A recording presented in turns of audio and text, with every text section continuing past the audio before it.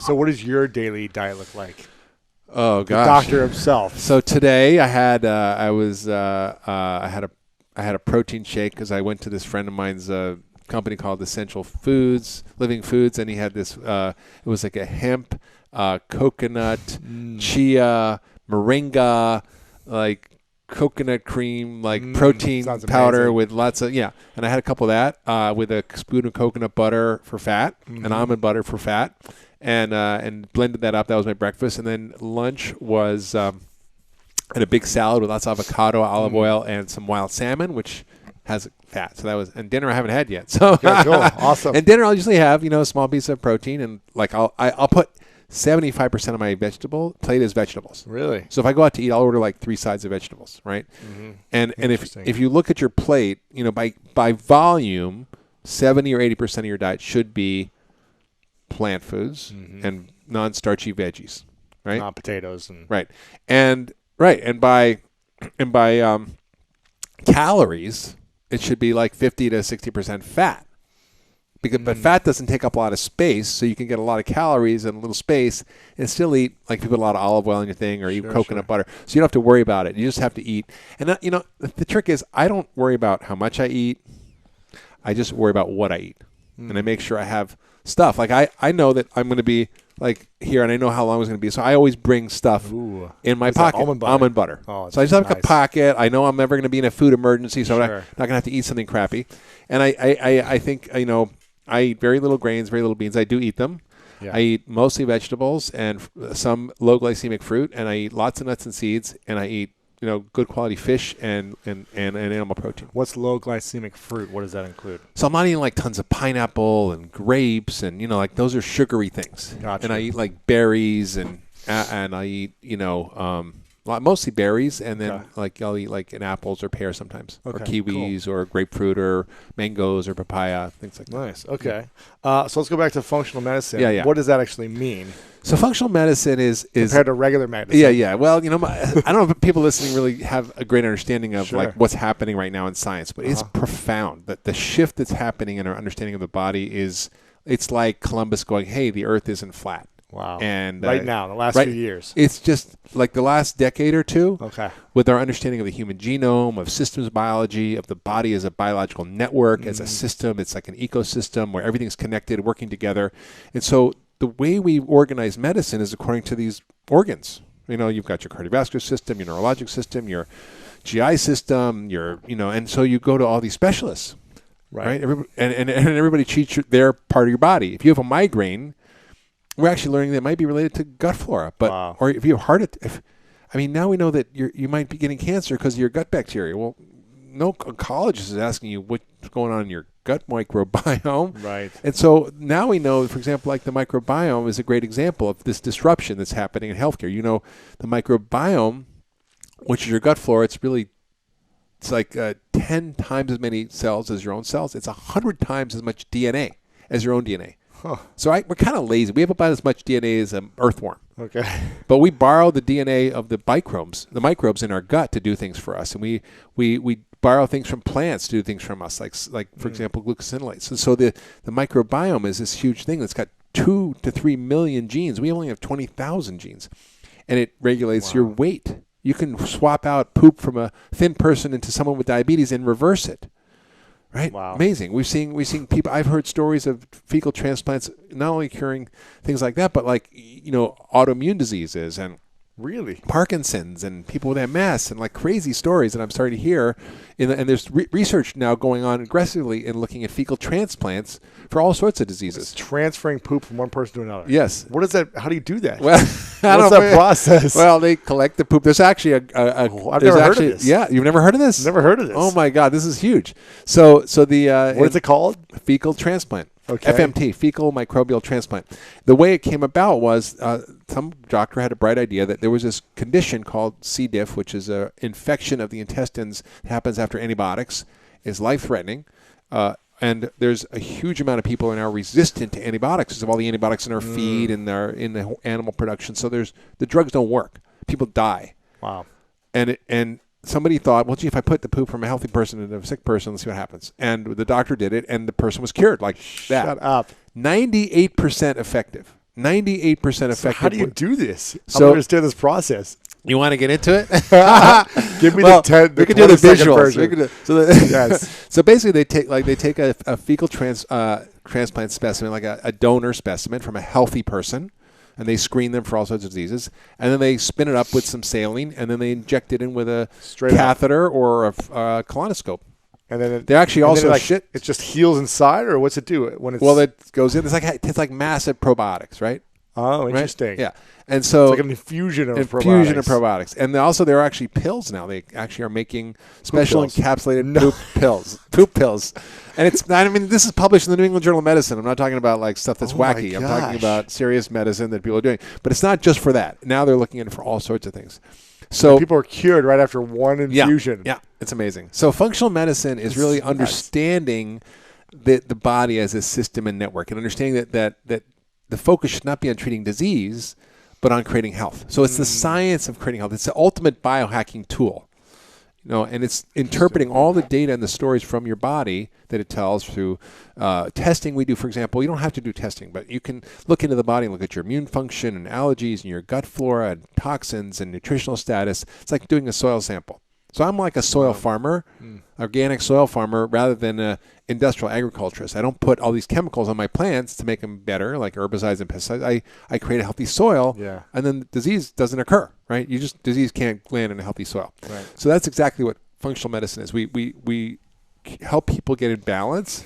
We take away the things that cause imbalance. We put in the things that help create balance. So, for example, I had a woman come. She had a whole list of problems. That's why I call myself a holistic doctor, because I take care of people with a whole list of problems. So she had like psoriatic arthritis, was on a drug that cost $30,000. Oh my gosh. Called Stelara. And still was miserable. She also was overweight, had prediabetes, migraines, sinus problems, irritable bowel, reflux, depression, insomnia. She had like this whole list of things. Of course, she saw all these specialists: the sinus doctor, the migraine doctor, Right. the autoimmune doctor, the skin doctor, the depression doctor, the gut doctor. Everybody's treating her with their best practices. Their best drug, probably. But I mean, she's being seen at a top medical center. Yeah. Right? They're not doing bad medicine. They're doing standard of care. In fact, they're doing excellent standard of care. Right. But the standard of care is not the way we're going to fix these problems. it's outdated, or it's not. It's not. It's totally outdated. So rather than thinking about how all these were separate, I thought, how are these all connected? Interesting. Right? How are these all connected? And so there were connections. It was all inflammatory. And I said, well, why don't we put you on an anti-inflammatory, low glycemic diet, the Pegan diet, basically. Right. Took away allergens, and I cleaned out her gut, because her gut was causing huge symptoms of bloating, and she had yeast reactions. She had like vaginal yeast and anal yeast and itching and itchy ears and yeast everywhere. That's from the yeast on her mouth and thrush. And so I gave her an antifungal. I gave her stuff to clear out the bad bugs in her gut. I put in good bugs. I put in enzymes. I put in things to heal the gut lining. I gave her fish oil, vitamin D, just some basic stuff, probiotics. Yeah, but it's really eliminating the things bad that she was foods, eating eliminating the bad bugs in her gut, and putting in good new foods. bugs, and putting in nutrients to help her body heal. 2 months later, she comes back completely symptom-free. No way. No more arthritis. No more $30,000 drug. No more skin psoriasis. No migraines. No sinus problems. No irritable bowel. No reflux. No depression. No insomnia. And she lost 20 pounds. It was all from food. Totally. And what was food and her gut flora? Right. I focused on her gut flora. Why? Because 60% or 50% of the immune system is in the gut. Interesting. Yeah, why? Why is it in the gut? Why is it there? Because you're sticking pounds of food, of foreign material every day in your body. It's got to fight it off in your gut first, yeah, right? and you've got all like bugs in there and poop. Right. It's like a danger zone, right? It's like you're like, Right. and it's 1 cell away. Like you're 1 cell away from a sewer every minute. Really? Yeah, it's 1 cell between you and that mass of food and poop, right? So your immune system is like, if anything happens, like right there. Wow. So when people have autoimmune disease, it's often a gut issue. It's often a gut issue. People didn't know this before, did they? No. So now all this is really coming to light, and functional medicine is the operating system to interpret the data. It's a new set of lenses to think about how to solve it, and it's a system of treatment that helps people get back in balance. Gotcha. That's what's powerful. And then at Cleveland Clinic, the CEO of Cleveland Clinic, Toby Cosgrove, I call him the Wayne Gretzky of healthcare. He goes where the puck's going to be, not where it is. Smart. Right? And he's basically came after me to go set up a center there. And I'm Functional medicine center. Yeah, I'm like, I'm not going to Cleveland Clinic. It's like a it's like I'm not going to go to a place where I'm going to have to bang my head against the wall, where it's traditional medicine, where they don't get this, where they're in the dark ages. I just It's also known as one of the top hospitals in the world. Of course, but it's the right? top hospital in the old model. Yes. Right? So I'm like, but he knows what's happening. He sees where it's going. He knows what's happening. He's like, we need this here. Wow. And so he's investing tons of money, millions and millions of dollars, building this. We're building an 18,000 square foot facility. We started with a little space and we just outgrew it. We're hiring doctors. I have an interview with the doctor right after this. And we're basically growing. We're doing research in all sorts of conditions. We're changing medical school education. We're changing policy. We're doing community work. Amazing. So he's really putting us on the map in the traditional world. And because he's going to go out of business if he doesn't start doing this. But what's amazing to me, Louis, I thought when I got there, people would be, skeptical, negative, make it difficult for me and my team there. But it's the opposite. And they want to learn. Last week when I was there, I had 2 deans of medical schools, 2 chairs of institutes, which are like big deals, right, and another doctor as patients. No way. Yeah, they're coming as patients. Because they're not being cured with the medicine. The executive team, the C-suite team, is sending all their family members to come see us. Do you know Dr. Lissa Rankin by any chance? Yeah. She's been on as well, and she talked about how she had all this medication she was treating herself, and then started to saying, let me just change the way I eat and my relationships and my emotional health. Exactly. It's all. And she's I got off all the medicine. That's right. And then I stopped giving medicine to my patients. Right. I started asking them deeper questions. It's so powerful. So we're at this. My mind. We're at this fulcrum. It's not just I'm like one lone doctor with a crazy idea. There's a whole movement going on here. Yeah. And we had dinner with James Maskell. He's helping move that movement forward. I'm the chairman of the Institute for Functional Medicine, where we train doctors all over the world in this model, an operating system of how to actually do this in practice. So we are literally building an army of doctors that change healthcare, and it's pretty exciting, and it's actually starting to really hit that hockey stick point where it's changing. Amazing. People want it. I mean, people are desperate for this model. So if someone is listening and they're on some type of medication, or they're just feeling like constantly sick, something's constantly happening to them, what do you think is, because there's so much information online that it's scary. It's scary, right. Well, here's what I would say. Stuff, just like looking up anything and Googling it and seeing all the nasty photos and just like, what is an approach that someone should take if they have some challenge that's constantly happening in their health? Should they first analyze the food they're intaking and do like an analysis? Do you have like a process? Absolutely. It's a great question, Louis. So, what I am is a doctor. And what I do is see patients in my office. That's my main job. Yes, I've written a dozen books. Yes, I do a lot of stuff, but that's my main job. Yeah. And so I've learned over 30 years of doing this how to create sustainable, practical programs to help people get from sick to well very quickly. And what I've done, because not everybody can come see me, and there aren't that many of us out there yet. You have so many hours in a day. And there's not that many functional medicine. So I've written books and programs to help people operationalize this in their own life. So Eat Fat, Get Thin, and I'm I could say do my program, but I don't really care what program you do as long as it's based on the basic principles. And there are a lot of my colleagues who are writing great books about this. It's all the same information because it's all the same science. And if you're telling the truth, there's only one story here, the truth, right? And so this Eat Fat, Get Thin is a great program that I put together to make people have no friction. It's easy. It's very straightforward. It's 21 days, 21 days, practical, goof-proof, and it tells you what to eat. And when you get to the end of that, you'll see how you feel, because most people in 21 days will change their habits, but they'll also allow their body to reset. It's like putting your body back to its original factory settings, right? And then if something's left over, then maybe I need to go deeper.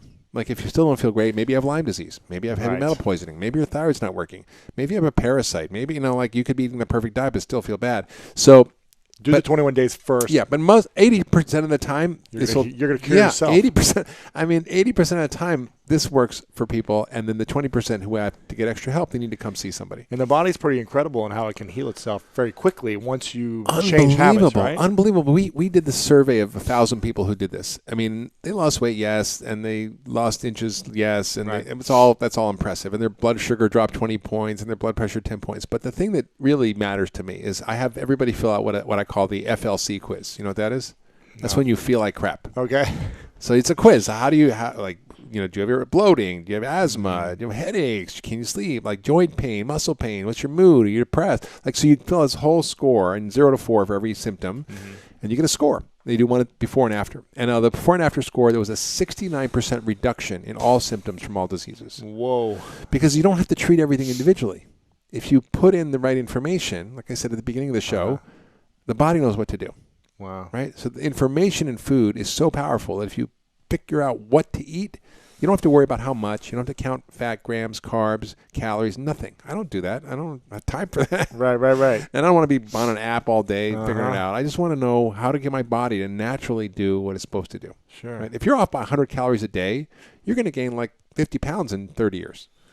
Right? You can't do it by willpower. You have to use science. And the science of using fat and low glycemic food, like low sugar food, is really powerful. It's magical. Right. I mean, I notice my own body. I'm like 56, and I noticed you're young, man. You're like fit, healthy, energetic. No, well, I can tell you, I was always been focused on health, but I was the doctor who was trained to eat low fat and to tell my patients to eat low fat, and I did that. And I also ate a lot of things that I thought were healthy, like pasta was a health food. Oh my gosh, pasta was a health food. I used to eat so much pasta. Yeah, health food, right? Low fat, health food all the time. Yeah, exactly. And so I basically changed that, and I started eating a lot less starch, a lot less sugar, a lot more fat, and I noticed my body, like, without any exercise, I'm like so lean, so fit. Yeah. I'm like, wow, I got a six-pack and I didn't even work out. It's like, and it's just stunning what happens when you do, and my brain is clear, I have more energy, my mood's better. I mean, I saw you're drinking a bulletproof coffee, that it works. Yeah, it's amazing. I mean, I started testing some different things at the beginning of this year in January. And the first week I did no sugar. The second week, no sugar, no gluten. Yeah. Third week, no sugar, no gluten, no dairy. Fourth week, no sugar, no gluten, no dairy, no meat. That was last week. And I was just to see what happened with pulling my body. A Band-Aid off slowly. Yeah, I should have just done it all. It's better to do it the other way. The way I do with my patients, you do a detox. Basically, you get off everything at once. You feel bad for a couple of days, and then you see how you feel. I feel amazing, yeah. Because one of the rules of... I should have talked to you before this. I don't know what I was thinking. And then you can add things back one at a time and see what bothers you. Interesting. So, because the rule in functional medicine is if you're standing on attack, takes a lot of aspirin to make it feel better, right? So if something's bothering you, you have to get rid of the cause. But if you're standing on two tacks, taking one out doesn't make you 50% better. Very interesting. So if you're allergic to dairy and gluten, but you just take out gluten, you're not going to feel better. Right. So I did the whole wrong way. Oh, well. It was an experiment. But the thing what I was going to mention was I started doing bulletproof in the morning. Yeah. And fasting until 1:30. Yeah. And not eating after 9:30 or whatever it is at night. And I realized that I wasn't hungry in the mornings when I would do the coffee. And I would only have like half a cup only. Yeah. And I would be fine until 1:30, 2 o'clock. MCT oil puts you in ketosis, which is medium chain triglycerides. It's a super fuel. It comes from coconut, which is in the coffee. It's what I recommend as part of my Eat Fat, Get Thin program. Speeds up your metabolism. Even you're burning fat. Yeah, it actually makes your metabolism work faster and burn more calories. Wow. And it also affects your brain. So your brain is more alert, focused, and clear. So I wrote most of Eat Fat, Get Thin on MCT oil and coffee in the morning. I love it. And if you want to learn about the key foods you need to eat to master your health, make sure to watch this video right here. Whole, unprocessed, unrefined foods. Yes. We should get rid of food additives, foods hormones. From the ground. Everything. No antibiotics, no hormones, no pesticides, no GMO.